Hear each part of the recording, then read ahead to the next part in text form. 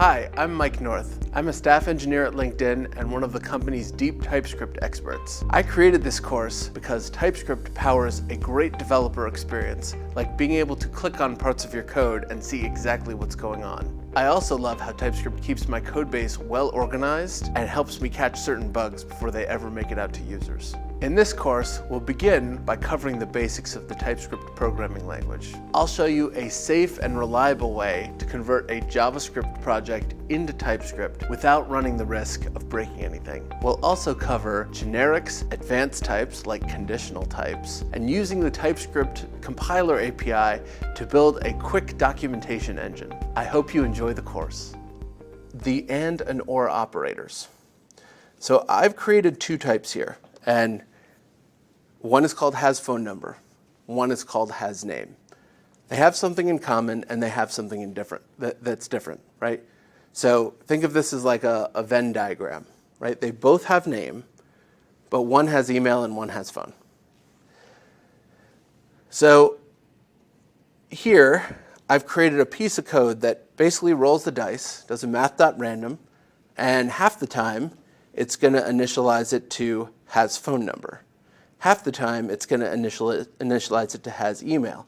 And in fact, TypeScript should be able to figure out, well, unfortunately, that's why I left that there. It's the same type, but it just makes it ugly, right? So here we get the nice names, has email or has phone number.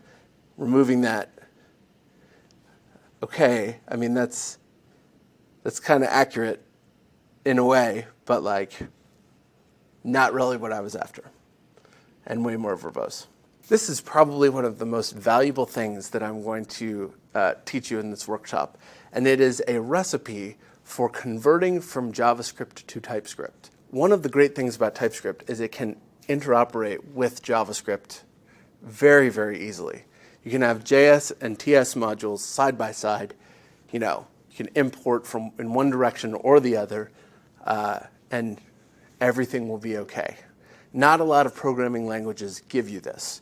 So we shouldn't treat a transition from JavaScript to TypeScript as the same kind of change to a code base that would result from a change in one programming language to something totally unrelated, like rewriting something from Ruby to Rust.